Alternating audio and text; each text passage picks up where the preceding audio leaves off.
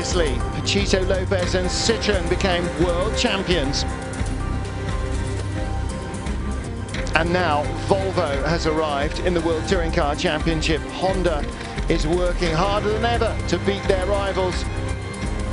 And Lada has stepped forward and spiced up its driver lineup. The season kicks off at Le Castellet in France. There's lots for the drivers to think about. The competition is stronger. We have made significant changes in many levels of the car.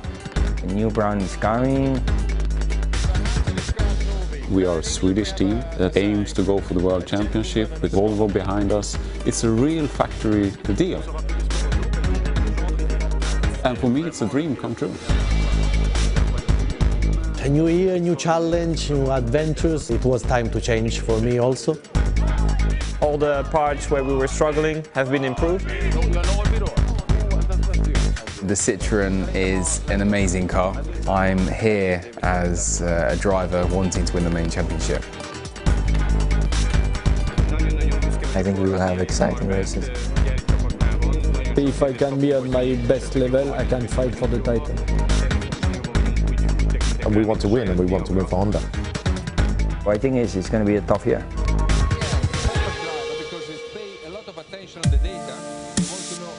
First qualifying session of the year is where we find out how tough it might be for Citroën.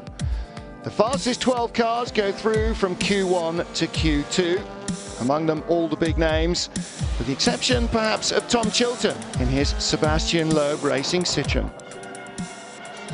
Good news, however, for Volvo and Ted Björk, showing great pace in the S60 in its first qualifying session. Nicky Kasberg, fastest of the Ladas, makes it into the top 5 for Q3, as does Tom Coronel, showing that Royal Motorsport Chevrolet can still spring a surprise or two. Honda's Thiago Monteiro goes third fastest, but he's the only Honda driver in Q3. The remaining 2 spots go to the Citroën drivers. Ivan Muller, fastest, ahead of teammate Jose Maria Lopez. Björk's Volvo ends up 6th. Performance on this first weekend, or did you expect it? I hoped it. It's better to say that. I hoped it, but you never know. Of course, as a racing driver, you hope to be able to compete with the others. And then I hope that the team had made a really good car for me to do it, and then we are in a really good way together. Into Q3, Nicky Kasberg misses his window of opportunity, doesn't go out on track, doesn't make his run, he'll be 5th. And then it's time for Tom Coronel to have a shot.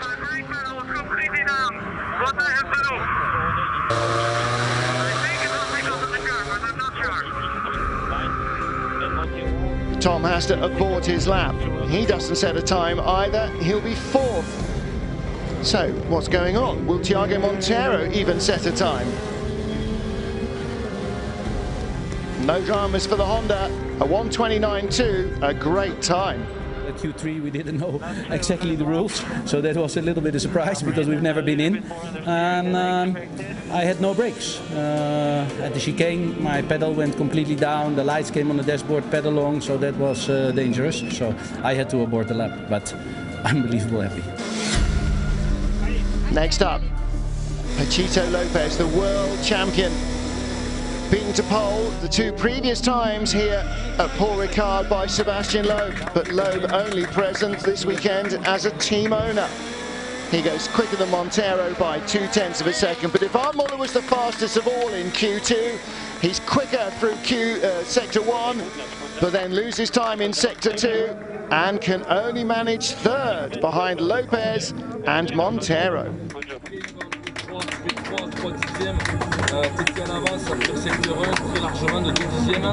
P3, Ivan, you're ahead in Sector 1. Of course, you were aiming for pole position, but we realized that the competition was still very strong. But nevertheless, I felt very good with the car all weekend, and I knew there was something possible. So I pushed really hard, but I cannot be unhappy because I did a very good lap, no mistake. And despite that extra 80 kilos of success ballast, Lopez scores his 15th pole in World Touring Cars. Optimistic, you know, try to be optimistic, but my calculations from watching how we end up last year, how the rivals, the competition finished, 80 kilos, the other 1-0. I thought it was going to be really difficult to be in Q3 actually.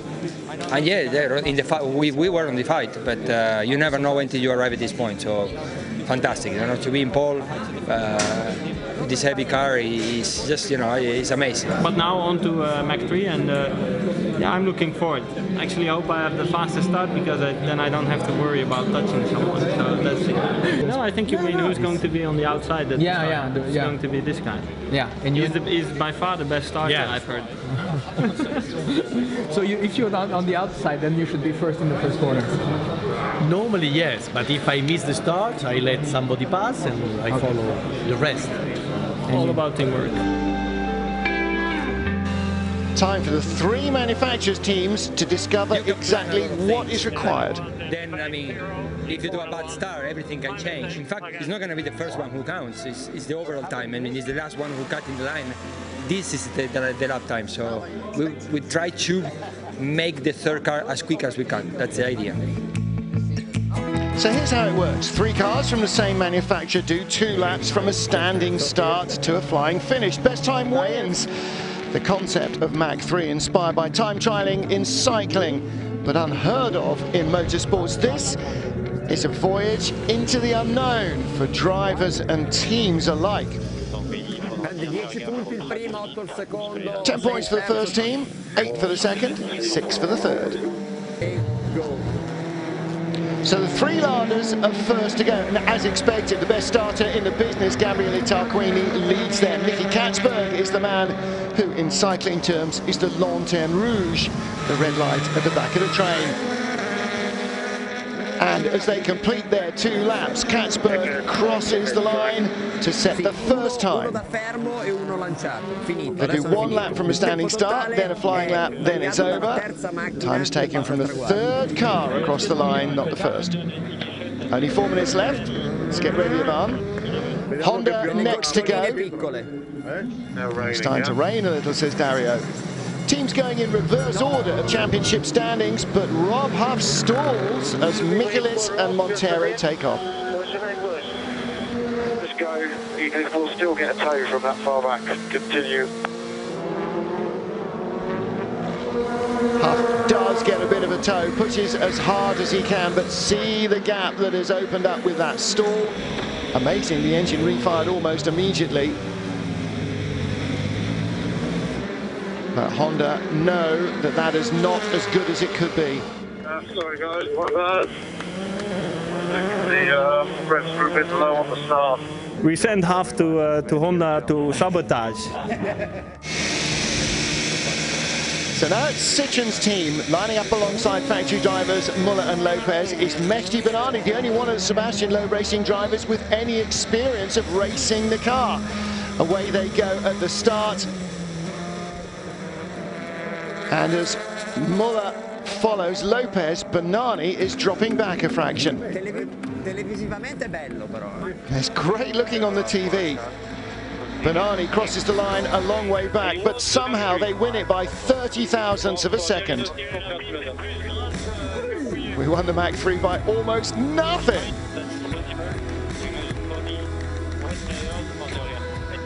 To be honest, it was super close, and now I'm like, I shouldn't have played so safe, because yeah, you leave room for errors because you don't want to touch one of your teammates. And obviously this is the first time, so you want to be safe. I think I was 300s too safe. Yeah, Rob stalled and tried to start a little too fast, but it happens. So why didn't you wait? Well, we asked and they told us not to, but maybe afterwards now we think it might have been better to wait. So we've learned a little something this time. Mach 3, the start's a big part. 3 drivers all have to make a good start, and that's why it's for the manufacturers, because it is a team job. Speed, consistency over the 2 laps, with the cars and the drivers working together. I think it's fun. I don't know how it looked from the outside, but from the inside, I really enjoyed it.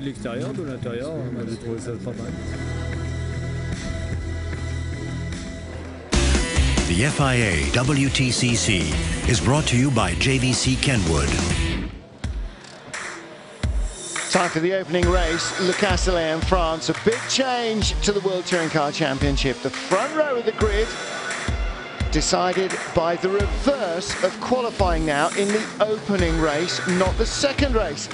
So, on pole, Rob Huff in the Honda. Ugo Valenti will start alongside Valenti on pole, but he makes too much of a fluff of the start. Lots of wheel spin. Huff takes the lead. Bernani from row 2 gets through. Contact with the Volvo of Ekblom, and Valenti is up into third. Well, apparently Ivan's jumped the start. Maybe I should tell him. Ivan had flinched before the red lights went on. Meanwhile, Michelitz pressing Ekblom for 4th position, dives to the inside of the Volvo. Neither Volvo driver had raced in Paul Ricard before. They were not aware of that inside move into the final corner. Montero makes the same move on Nicky Katzberg. Doesn't quite get through for 7th. And then trouble for Frederick Ekblom in the Volvo. As the battles rage behind, he's facing backwards in the chicane. It seems he ran out wide from turn 2, damaged the left rear suspension, and that spun him around. He's on his way back to the pits. Thiago Montero, meanwhile, by Katzberg for 7th. And then Coronel for 6th. Katzberg attacking Coronel. Behind them, Lopez and Tarquini, the second of the Volvos. They go 3 wide. Lopez is past all of them, making great progress from 10th on the opening race grid. Ivan, you've got to drive through. Watch the first of the red cars. The lights hadn't even gone out to start the season, and Ivan was on his way. Slight panic, said Ivan. I didn't see it was still red. Well, it's better to happen to Ivan in this race, I guess, rather than the second. It's the reverse grid, and neither he nor Lopez are really going to win this one. Meanwhile, trouble for Tarquini. Big thump from de Moustier into turn 1. Oh, yeah. Okay, stop. It's rear right. I think you have a puncture on the rear right. Is it right? Do you think it's a suspension part or just a tire puncture? No, I think it's also the suspension. I think. I'm not sure. Tarquini heading into the pits with broken suspension. Huff leading comfortably. Bernani in 2nd. Valenti in 3rd. De Moustier still in the race. We are trying to repair it. It's still 8 laps to go. We try to repair and let's see if we can do a lap before the end. De Moustier too ambitious, and Tarquini paying the penalty. Meanwhile, Michelitz and Montero pressing Valenti. Ugo, his first race in Alada, in 3rd place. And the factory Hondas behind. Michelitz no longer with Zengo. He's a factory Honda driver. Lunges to the inside. He gets through for a podium spot. That wakes the team up a little. And now Montero's alongside. The door is open and Valenti can't hold the line. Tarquini watching in the garage as the team work on his car. And Montero does get by Valenti. Dive bombs him into the final turn. He's up to 4th. Lopez now lining up the ladder. Careful of the track limits, Hugo. No such dramas for Rob Huff. Last lap, last lap. Valenti holding on to 5th as Lopez throws everything at him. The Citroen alongside. Katzberg and Coronel touch. The Dutch driver's having a great ding-dong battle, but the door's open. Ted Björk's Volvo goes straight by both of them for 7th. They are liking that. Meanwhile, Katzberg on the inside of Coronel grabs 8th place from the Chevrolet as Rob Huff wins it. Bernani 2nd for Sebastian Loeb Racing, and Norbert Michelis, his first race with Honda, as he ends up on the podium. Montero 4th, Valenti 5th, Lopez in 6th. Honda, Citroen, Honda, Lada and Citroen. Very good job, Norby. P3. Brilliant, boys. Thoroughly well deserved that. Absolutely brilliant. Well done. Huffy wins on his debut as a factory Honda driver. Bernani, the only Citroen driver on the opening race podium.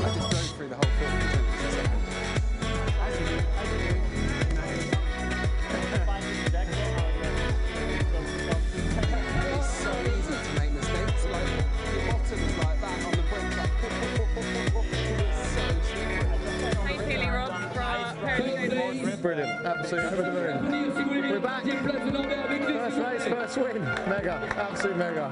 Dream result. I mean, it's almost like a 1, 2, 3, I have to say.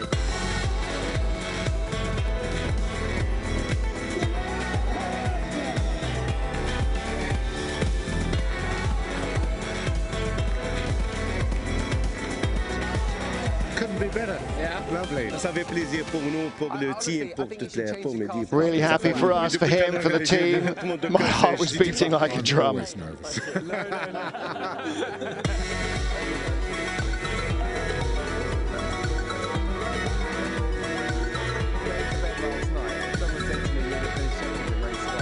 You're next. Next one, huh? Come on. We've got the pace, huh? We've got the pace. That's quicker than lots. 2 cents, ever. I could do 31.5 most laps. I paced it in the end, just the last 3 or 4 laps. But yeah, you can push and the start was okay? There's 2 things I found in the race. Turn 6. If you get right over the curve on the inside, there's so much grip. And also the chicane onto the back straight. C'était une belle course, Mehdi a réussi à saisir l'opportunité. Nice race, says Seb. Mehdi didn't quite get the start that he needed, but he managed to get into second place with all the weight of the Citroens. It was going to be hard to pass. He took second from the start. No mistakes. And I've proved Moroccans can battle against the best drivers in the world, he says. I hope to keep on in this manner.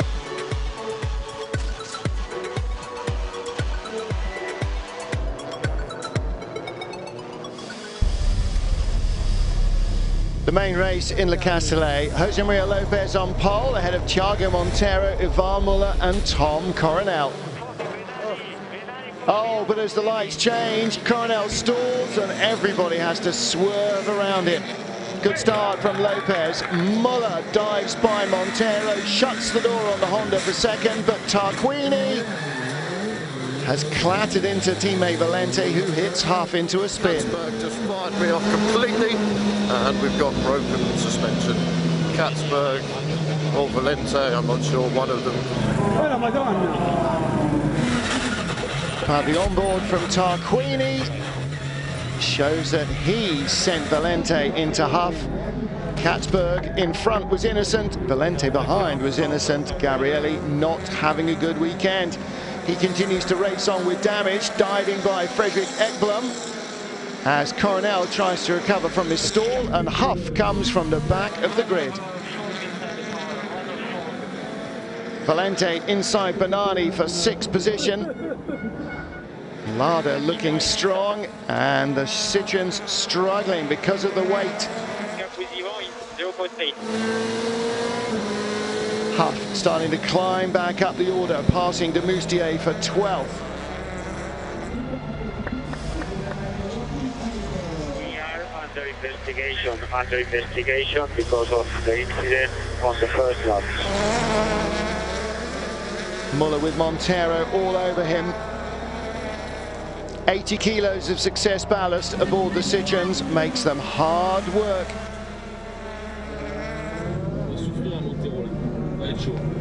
We're going to suffer today with Montero. We have a drive-through.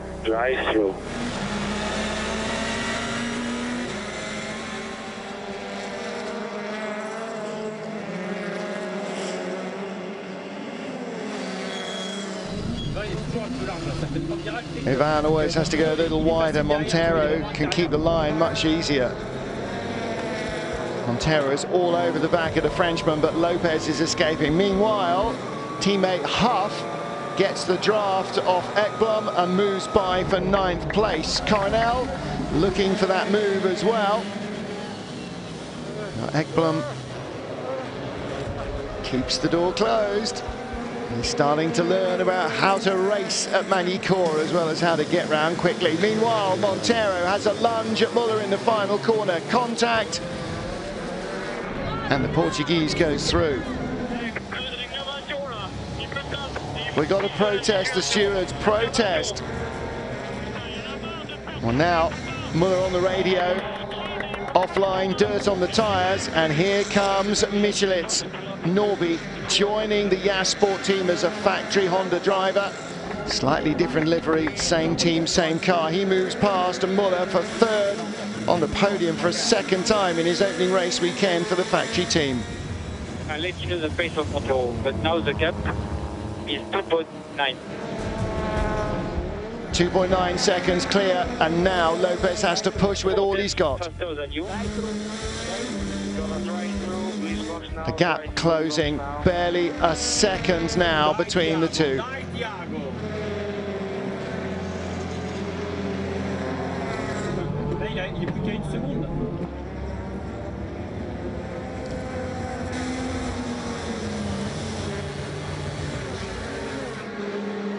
The gap is only 0.8.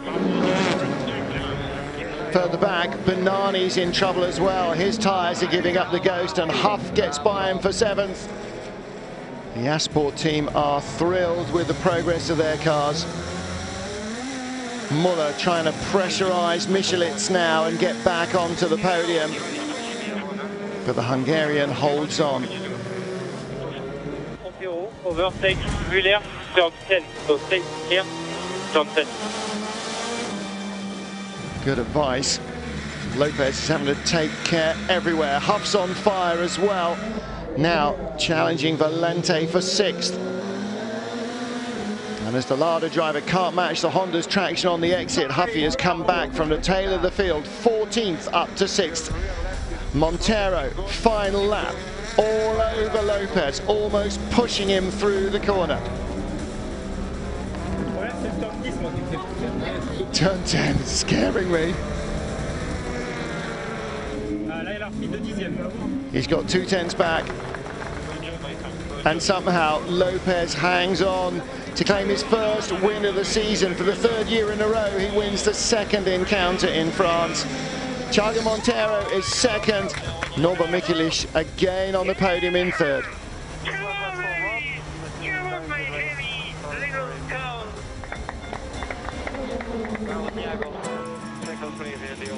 So Lopez picks up where he left off, winning in the opening weekend of the season.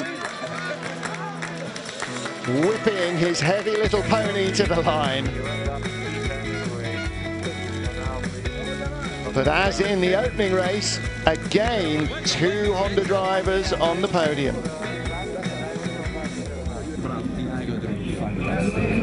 I was on the limit, but he was just amazing. You gonna tell us what happened? The tires, something? Yeah, they went off. The car fell apart. I mean, after 7 laps to the end, he said, I cannot live with these kiddos. It's too much. You know, take it off of me. Congrats, Maddie. You won again? Yeah. Jump in here and grab Norby. Congratulations, a double Honda podium. What a result! It was like a horror movie, you know. It was like I was watching this car bigger and bigger, and I was just going flat, and he was saying yes, half second quicker. Okay, yeah, I see it. It's 1.5. It was getting bigger and bigger, and yeah, I was trying to do my best. I knew it was going to be tough. I was taking a lot of risk in the high-speed corner, and it was. I think that was the difference.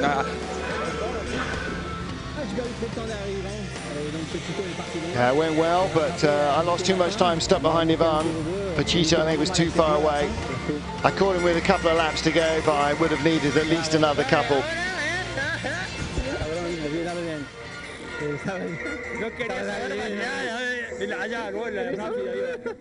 Ahí sabía que no se visto que no, estaba esmerado, pero no es hecho. Te felicito porque... Gracias. Yo también, bravo. He had amazing pace. No, congrats. My car was like... You started to... we tried there, he closed. I try here, he closed, we touch. I lock the wheels, touch. I mean, he sees me and he moves. I mean, what's the point? When in the last corner? Yeah. I did this, we took 3 people there, no problems. It's not nice, but it's touring car. It's touring car. Everyone will see. He knows what we're talking about anyway, no? So the first race weekend of the season, Honda matches the Citroën for pace, but Lopez and Muller have got 80 kilos of ballast on board, as they will in Slovakia for the next race weekend. But after that, all bets are off.